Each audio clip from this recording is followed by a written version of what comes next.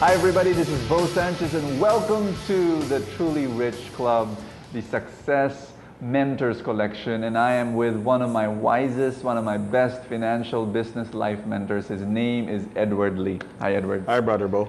It's an honor that you've graced us and said yes to my invitation. You're such a busy man. No, it's a pleasure. It's a pleasure, of course. Edward is someone who's owns a number of companies and some of them to the tune of worth billions of pesos. But he's here and he's talking to me and is talking to you. And Edward, everybody needs to know this. Number one, you did not inherit your wealth. Yes. Your mother was a I'm saying this everybody because I know you so well.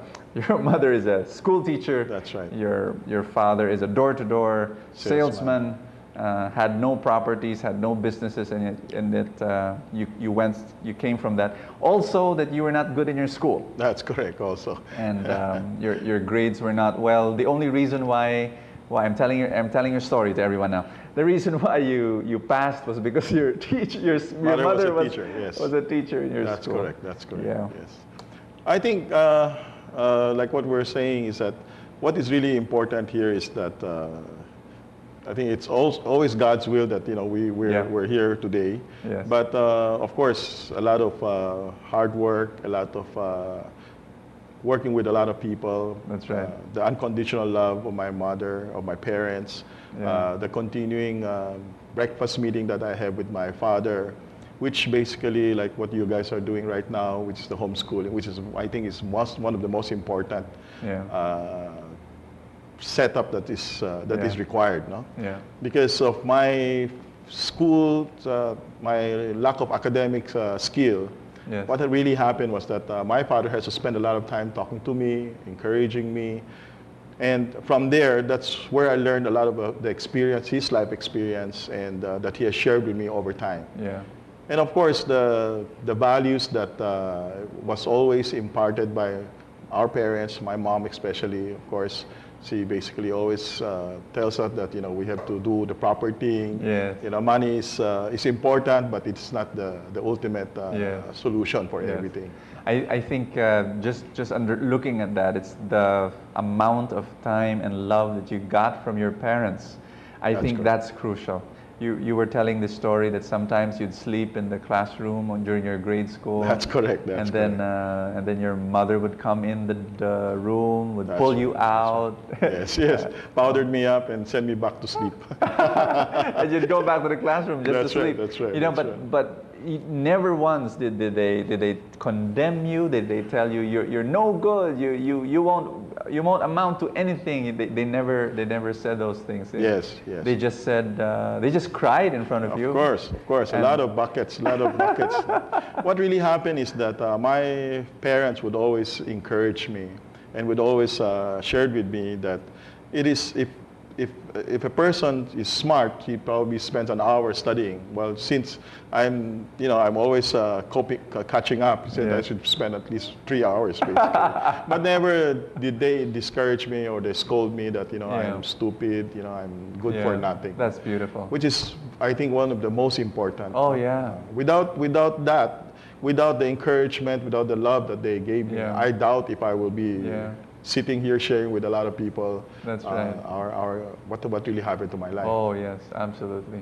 I think many times I've heard so many children who have grown up under the condemnation of their own parents. That's correct. The parents would look down at them. Their parents would call them names. Their parents would tell them you won't amount to anything. And so it becomes a self-fulfilling prophecy. That's correct. I think that's the sad part. No? Yes. A lot of times when we share our experiences, our life experiences with people, I think what is really the most important thing there is that, like in one of your seminars, I talk about they have been that you have carried your child in your stomach for nine months, and then you raised them, and because of lacking time, because you have a job, and the child basically has to go to school without proper guidance. And from there, you expect them to already be able to do. You expect them to be able to do a lot of things, which you have not shared with them. No, So from there, and then since if they, let's say for example, if they don't go, they attend their schools and then they're failing grades, then you condemn them already. Yeah. Once you do that, it's like you said, it's a self-fulfilling prophecy. Then they won't be able to be successful. Great. Yes. And then Edward, how did you get into the stock market? What happened was that since I was always spending most of my time playing bowling, not really attending school. Cutting classes, in other words, in college. In college, yes. And of course, I was studying in LaSalle, and just a few minutes away, there's a bowling center there. So I spent most of my time playing bowling. And luckily, I met, there was somebody there that was playing bowling also, and I befriended him. I just scored for him. And eventually, I found out that he works for they own a stock brokerage house in the Manila Stock Exchange. And from there, basically, I started looking at it. He was telling me, what they were doing, and shared with me the way how to invest in the stock market. So I started and trying to learn from it. Wow. And what really happened was that you were how old? I was 18 years old. 18. 1973, yes. Amazing. I was 18 years old. It was... Did it fascinate you the first time? You're like, wow, this is great. Yes, of course. The fascination was because I was making money at a very young age. Wow. And not because of anything, but because it was a bull market during 1973. Okay. Of course, by the time in 1974, when the market starts crashing, since I was not attending school, I was spending most of my time investing in the stock market, trading the stock market. What happened was that I was completely wiped out also. Okay. So that was the first experience of being completely wiped out, losing a lot of money. I have to. How old were you then? I was 19. I was had to resort to borrowings. My two friends who are my partners today has to bail me out, help me try to restructure, and from there. What really happened was that since I lost a lot of money, I was not attending school, I was kicked out of school. And from there, I have to look for a job, work. Started as 8 pesos a day as a verifier. I love that as a key puncher, and as a batcher. I always believe, Edward, that when we go through our suffering right now, we go through our suffering. We have to have this mindset that says this is just a great story to tell. That's when I become successful. That's right. I think a lot of challenges in anybody's life. I think there are a lot of challenges, and I think it's how you emotionally being able to use those difficult situations and be more positive about it. So you were earning 8 pesos a day. You were after you got kicked out from college. And you were an employee. That's correct. I was working for a computer center in a bank. Afternoon shift. That's right. Since we're undergrad, so you do the... When did you go back to the stock market? Well, of course, since whatever savings that I have from my monthly salary, then you start doing it again. Investing again. Yes, that's right. So I think the stock market is always have its up and downs. We call it the bull bear cycles. It goes up and it goes down. What is really important is that you try to understand the psychology of it. And from there, very immediate. What you do is that you just use a smaller amount of money that you can afford now instead of borrowing like what I used to do before, and start building and learning again. Wow. I think it's a process that everybody has to go through. And you went through that process. You learned through your failures. You learned through losing money, and then it's almost like you fine-tuned your system. Of course. As then before, when you're making money, when there was a bull market, like my professor would always say, is that during bull markets, everybody is great. Everybody makes a lot of money. But when the bear market comes, that's where you separate the men from the boys.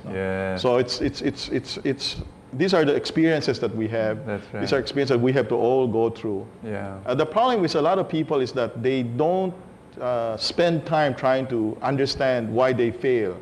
I think when they jump into the market, it's because somebody asked them to sell them a story. Yeah. And most of the time when people start selling you stories is when the market is at its height. It's when the barber, the taxi driver, That's correct. That's your office mate beside you says, hey, invest in this stock. That's right. It's a hot tip. Yes, that's correct. That's when everybody is in the stock market. That's when it will start to crash. You know?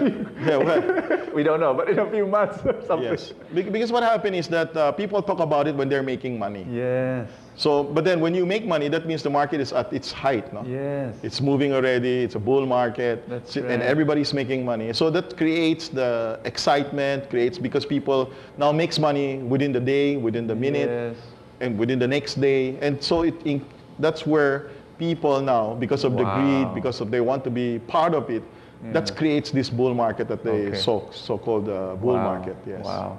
That's amazing. Yes. That's amazing. You know, because if people are right now watching us or listening to us, they think that the stock market is a dangerous game. Yes. They have never touched it with a 10-foot pole. Of course. They only hear of people who lost their money in the stock market. Yes. So they're listening to us now, Edward, and they're asking this question: how can I get into the stock market? The statistics for the stock market is by the end of the bull bear cycle is done. 85% will lose money. My gosh. Yes, that is still the whole. It's the statistics still. Only 15% will earn their money. That includes the government that get all the taxes, the brokers who basically doesn't invest, just make money on and of course the people who issued the shares of stocks. Okay. These are the winners. Yeah. All speculators, traders. Yes. If they don't understand the psychology of the market. Yeah. By the end of the day, when the market collapses, if the bear market comes, 85% will lose money. Oh my gosh. So what we're trying to do now is, since the statistic is really, really very low, so what we try to do now is that we're trying to encourage first-time investor really to look to invest in the stock market on a much longer perspective. No? Okay. Because like we were sharing with some of our people, we're talking about that the book of Jeremy Siegel, which Stocks for the Long Run. The first thing that it's written there is called everyone ought to be rich. Yes. And the the method of that is just a pure, simple dollar cost averaging, which we're trying to launch today. It's called the peso cost averaging, so that we can basically teach people how to invest for the long run. No? That's right. For their, like what you have been sharing with them, that they have to pay themselves first for their retirement. That's right. So just at minimum of 5,000 pesos, you can build a fortune already 20 years from today. Or if they are thinking about their children's education, they can invest for their children on a peso cost average, the same thing. Or if they ever have a plan to save money for their dream houses. Yes. No? And from there, what they do is they just buy good companies that pay good dividends. Yes. And over time, doing a peso cost average, it will happen. The statistics is still there. Yeah. The biggest problem always is the discipline, wherein would they be able to continue doing the saving 5,000 pesos, for example, a month on a monthly basis. Yeah. And only when they have that discipline, and of course sometimes because it will be worth a lot of money already, they might decide to just spend it, right? Yes. So I think what is really the key is that they have to have the discipline to be able to continue doing it over a period of time. Yeah. So Edward, in your years of experience, you've been doing the stock market for the past 30 years. 35 years. 35 years. That's right. Unbelievable. Yes. 35 years of doing the stock market, you've seen that play out, the 85% who lose the money, 15% who earn the money. Yes. And because of that reflection, you're now telling the first-time investors, first-time investors, do it this way. Because if you do it this way, you'll be part of the 15. That's correct. That's correct. Okay. Because we used to teach timing the market, trying to understand the psychology of markets. You still do teach. We still do that. Yes, we still do that. For first-timers? For first-timer, I think really the best is because they're so afraid, because they think that it's a gambling place. Yes. I think the best method really is to use that peso cost averaging Then, if they have some time, Yeah. they have extra cash, Yeah. they want to learn the timing the market, Yeah. learning the psychology of the market, Yeah. then they're welcome to learn that, because that's Yeah. what we teach also. All right. Because for us, our group basically is we do both. No? Yes. We do peso cost averaging for our Yeah. children, Yeah. grandchildren. Of course, Okay. I'm old already. And on our own portfolio, we teach basically Yeah. how to time the market, Okay. and we teach that to a group of our traders basically who does that for us. So correct me if I'm wrong, Edward. There are two kinds of people who play the stock market, or who get into the stock market. One is the investor, the long-term investor. That's correct. Who puts money every month, whether the market is up, whether the market is down. Yes, he that's correct. chooses great companies That's and correct. puts it every month. The second type of person is the trader. That's correct. He's The one active who- investor. The active investor. He's the one who times the market. That's he buys when it's low. He sells when it's high. I'm right. Am I right? Yes, it is right. Buy low, sell high in bottoming out markets, because Yeah. what happens is that you have to learn how to distinguish the different market cycle Yes. or economic cycle and do different strategies during Okay. those periods. Okay. So Edward, have you met people who did peso cost averaging and became winners after many years? Yes, you remember we had lunch with a commissioner of the Yes. SEC, Yes. Jenny Cueto, no? That's right. And she was sharing with us, I think if you remember that what her father did when she was born, what the father did was to open not a bank account, but a stock brokerage account. Most people do that when their baby is born, or maybe when the baby's 3, 4, 5 years old. They open a bank account. That's correct. That's correct. That's a standard. But the father of commissioner, Yes. he just didn't do that. He bought a. Yes, what he did was at that time he bought San Miguel shares for Yes. Jenny, no? Yes. And for 18 years, after 18 years, when she had her debut, he gave her the stocks, the SMC stocks, Yeah. which was worth a lot of money, and told her that to sell whenever she needs it for her education. Wow. Yes, you remember that, huh, when That's she right. was there. That's right. He didn't only buy once. He kept on buying. That's right. That's He right. kept on buying as the daughter grew up, That's correct. That's and in correct. small amounts, Small amounts only. Yes. But at the age of 18, gave it all Gave to it her all, and said, yeah, that's for her education That's for your already. college. That's for That's your. right. Spend when you need it. That's right. incredible. That's But that was during the time when San Miguel was still strong. Yes, that's and- correct. yeah. That's correct. Today, I think there are a lot of good companies, Yes. which basically our analysts have summarized. No? That's right. So some of the stocks which we're looking at is Yeah. really Ayala Land, Yeah. BPI, That's right. SM Prime, That's right. Jollibee, Yeah. Telephone. These are strong companies that you That's right. think will last for the next 50 years, 50 to 100 the years, next that's 100 correct. years, and so you do the peso cost averaging, and what you're saying, Edward, is that you put your money, you buy small amounts That's every correct, month. yes. It requires discipline, That's correct. That's really the drawback. No? If this is what we're offering is a self-directed Yeah. kind of retirement or Yeah. for your children's education. That's So right. I think the investor has to have that discipline, no? Yeah. In order for them to achieve a lifelong. Yeah. So at least by 20 years from today, they have some Yeah. life savings, no, That's wherein right. they can hang on. Or the children will have to be. They don't have to worry about where they're going to get money for their children's That's right. education. That's right. That requires a lot of discipline. Yeah. The only problem with doing it, let's say with retirement or Yeah. pension funds or insurance to do all these things, is that if you miss payments, Yeah. you have to have that discipline, because if you miss payments, you're going to lose the whole principal. That's the only difference. Yeah. So of course, by the threat of losing that principal, Yeah. you have that discipline Yeah. over time. If it's insurance or if it's these pension funds, That's right. correct. That's correct. But here, if you invest directly in the stock market, That's which correct. you and I are encouraging people That's to right. do, there is no threat. There is no threat of losing the principal, but Yeah.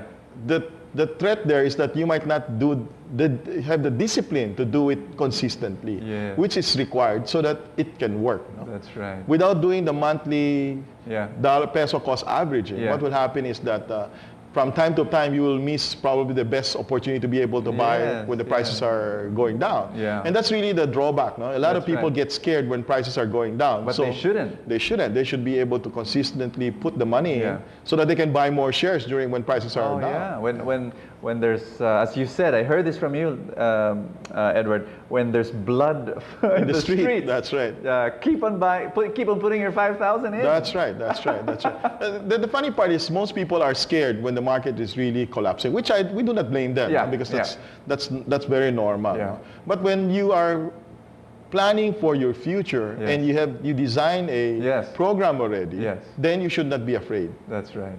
And the money is a very small amount. It's not really a big amount. You're not putting 100% or borrowing 200%. You're just putting maybe 10, 20% of your savings. Put it in the market consistently, and over time, you will benefit out of it. Wow. Yeah.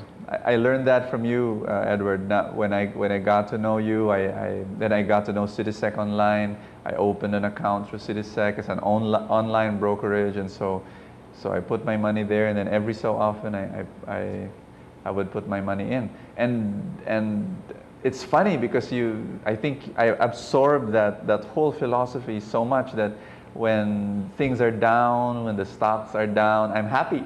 Yes, that's correct. Because I have no plans of selling. That's correct. It's a peso cost average for my future. That's right. So when the stocks are down, I'm happy because hey, my little amount of money that will buy more shares. Will buy more shares. That's correct. And and when the stocks are up, it's going to multiply. That's correct. That's correct. I think what is really important is because you understand the process and you have the discipline to do it on a month-to-month basis, which is really required. Because if you deviate from that, what will happen is the result will, of course, totally be different. No? That's right. But what is important here is that they start learning and understanding these companies, what the stock market is all about. This is the most important. Because if they do not understand how to invest in the stock market, what will happen is that they will always be dependent on the bank and getting their very small interests, which over time, basically, they will probably lose it also. Because a lot of people that I've met, what they say is, the bank is just paying me 3-4%. I'm just, why don't I do this? Why don't I do that? And eventually, they just lose the whole principal. They just lose the whole. That's correct. That's really the problem. No? That's the problem. And I think the banks basically also have to not really teach them how to do that. Because if they teach them how to do it, then they'll lose their business also.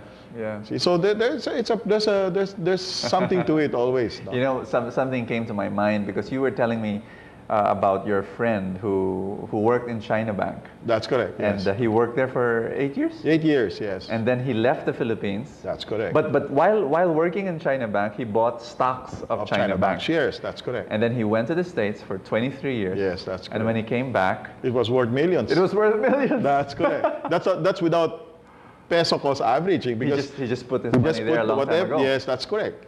It's the same with your Pepe Pilar story, right? Yeah. You put it in 8 years, then you left for 22 years, you come back, it's worth a lot of money. Amazing. It's the same story. It's the same thing as what you talk about. And you know what made me realize, Edward, is instead of putting your money in a bank as deposits, why not put your money in the bank by owning the bank? That's correct. That's very good. Because then, like what you talk also in your book, is that now what happened is that the bank is working for you. Yeah. Right? I mean, if you are an investor of, let's say, BPI or investor of BDO or Metrobank, instead of putting the money in the bank, you just buy their shares. Buy it consistently on a monthly basis, on a peso cost averaging, and basically they're all working for you. And as long as you choose the good banks. That's correct. That pay cash dividends. That pay the cash dividends and the really maybe the top three or whatever. I mean, and from there, what happened is that you have to reinvest the cash dividend, which you get from the bank. Yearly or quarterly, then you reinvest it into it. Once you reinvest it, that is the effect of the compounding. Wonderful. The compounding effect is there. Which is so easy to do in an online environment like Citysec Online. So Edward, if somebody wants to open an account through in Citysec Online, what does he have to do? Just go to the website? Yes, it's www.cityseconline.com and just CITISECO. Yes. Okay.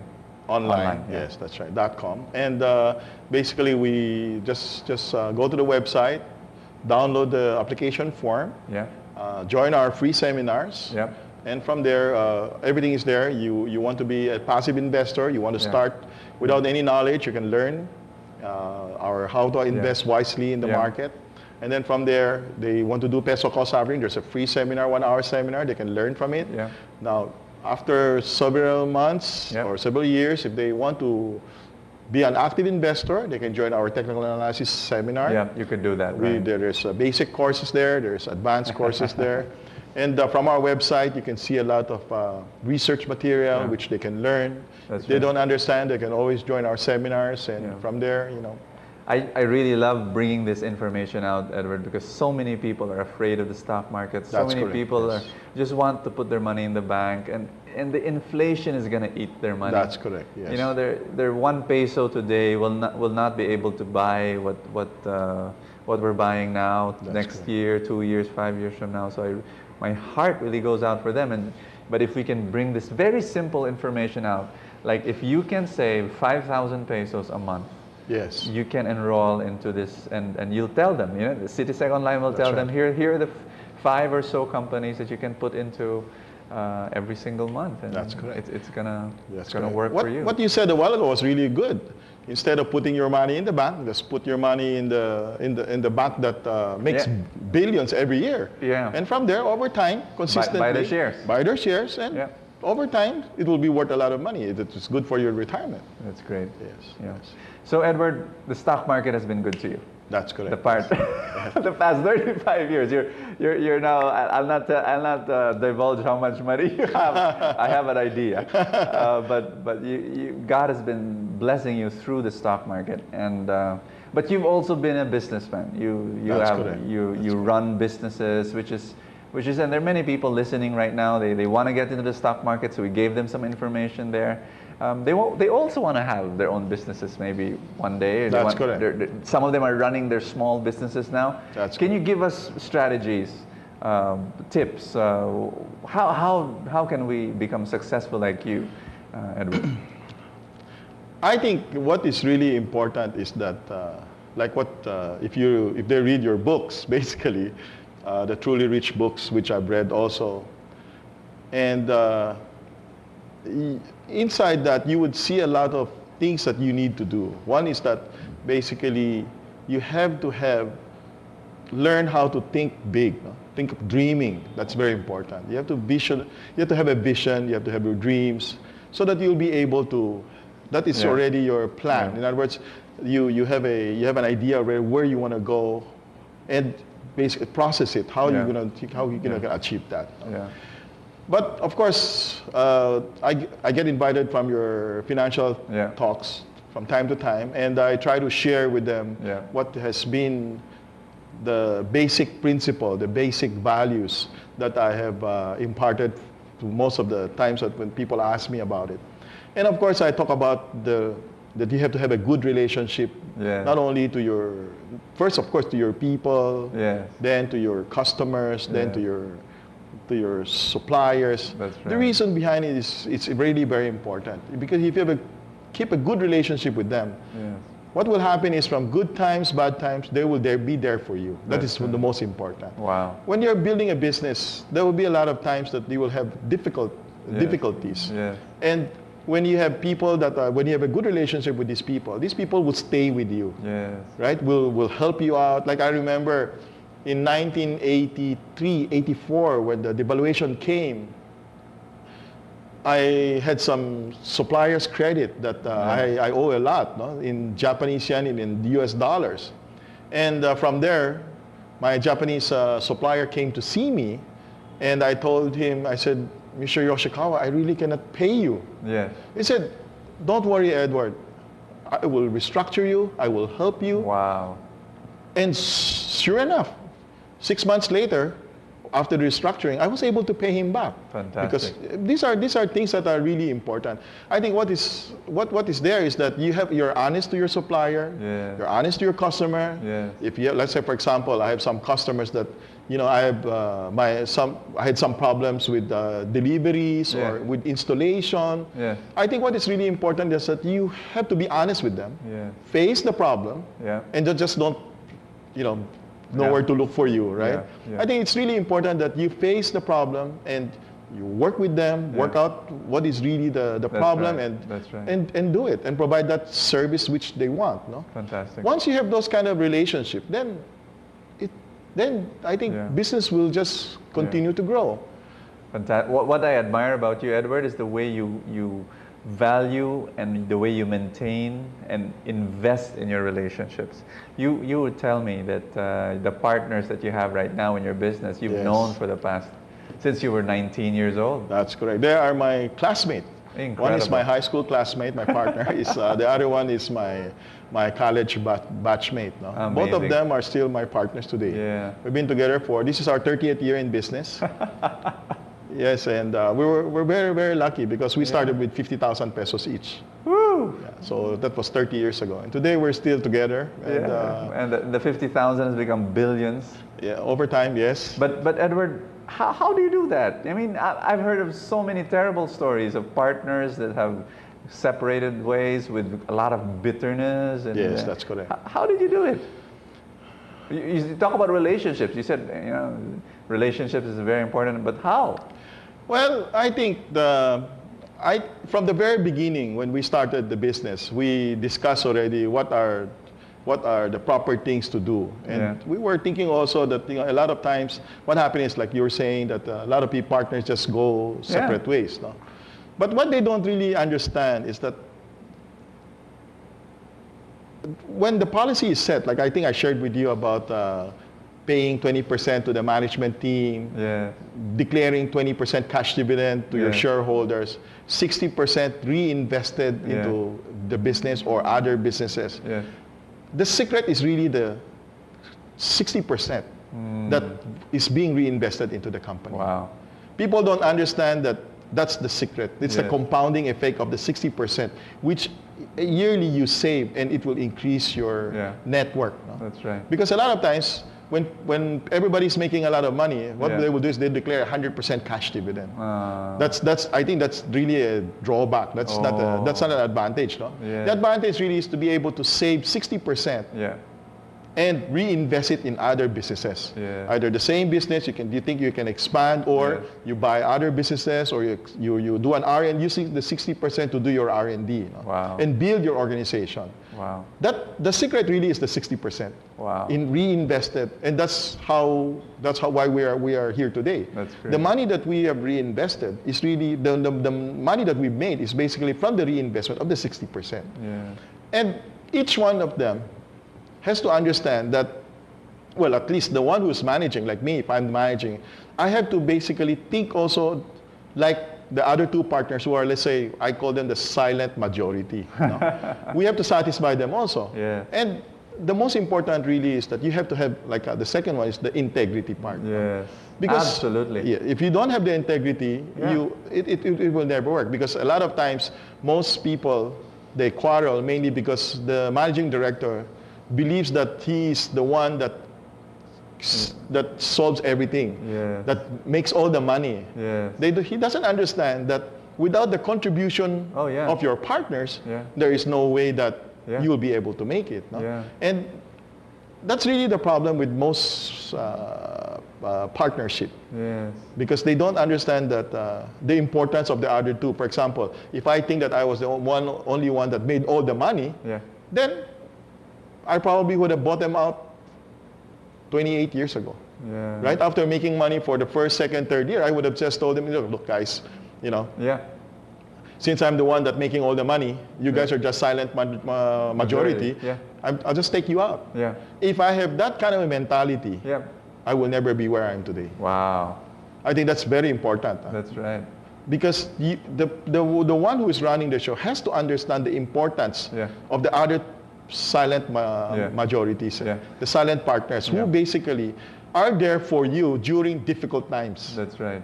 That's right. That's the most important. Beautiful. Not even the money itself. No. Just the emotional support during difficult times. Woo. That's great. That's the secret of it. Amazing. That's the secret of it. Edward, you've gone through so many rough times in the past 30 years. And these partners have been there with you, they're friends, and there's such a level of commitment. I'm sure you've gone through so many conflicts also. Of course. But you've weathered all that. I think it's because the way a person of integrity, they trust you, and which is the foundation of all relationships. Of trust. course, yes. When you trust people, even if sometimes you think differently or you go through the conflict, it's that trust It's very important. Is one that holds you together. And I think I've shared with you also that if you are the one who is the patriarch, you have to be fair. Yeah.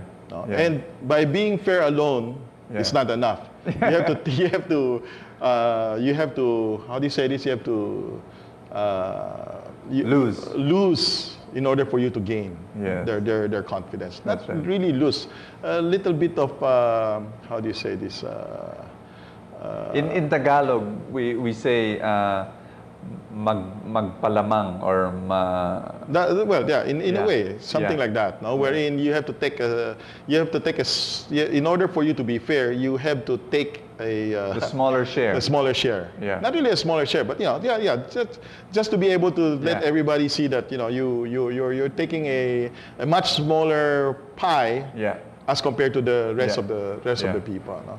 That's where you'll be able to hold on to everybody. Because they would say that, baka lamang ka palagi, ikaw ang humahawak ng negosyo. No? That you're running the business, so you're taking advantage of it. No? Yeah. You should always think that, you always be prepared that, you should always be in the losing end. No? I learned that. That's my big lesson from you, Edward. When a perfect example that you gave is that when you have siblings, many siblings fight for inheritance. That's correct. And one of the ways of avoiding that is when the eldest of the siblings or the leader of the siblings makes a decision and say, okay, thinks of the others, other siblings, and say it. I think if he just says, okay, let's equally divide everything, there'll be more conflicts. That's correct. But if he says, no, why don't the best goes to my other siblings? That's right. And when there's a sacrifice. I think the word is a sacrifice. Yeah. Yes. You have the patriarch or the eldest of the family has to always sacrifice for the siblings. Then everything will be okay. Yeah. So it's a process. Amazing. It's a process. Yes. And it works not only in families, it works in business partnerships. That's correct. Yeah, man. That's what I learned from you. It's so easy to be ruthless and to be selfish and shrewd, but then what kind of life is that? That's correct. You get all the money, but you have so many enemies. Well, I always say that you can have all the money in the world. If you're going to lose your soul, then it's not worth it. Yeah. And it'll be very lonely, very terribly lonely. You won't have friends. you have all the money. You have all. I think the biggest problem there is that you have to choose what kind of life you want. Yes. If you choose a life that basically you only think of yourself, then everything it will be very limited. You cannot grow. Yeah. But if you think of looking at it from the perspective of being responsible for a lot of your partners, the people that work for you, the people around you, your environment, then life would be more exciting. You would love life more. You would be excited more of the time, rather than be bored and just playing golf and not really doing anything, not contributing, giving back to society. Right. Thank you, Edward. Yes. Wisdom from the man. Thank you. From my mentor. There you have it, brothers and sisters. That's Edward Lee, and I've learned so much from you, Edward, and thank you. And if there's one of the major things I learned from you, it's just choosing a life of integrity, a life of relationships. That's correct. If you want to be happy, invest in relationships. That's correct. Thank you, Edward, for investing in your relationship with me. Okay, thank you very much. My pleasure. The many times we'd had lunch over this past year has enriched me so much. And thank you. My pleasure. Okay, bye. Thank you, Edward. There you have it, Edward Lee, and I hope you learned today.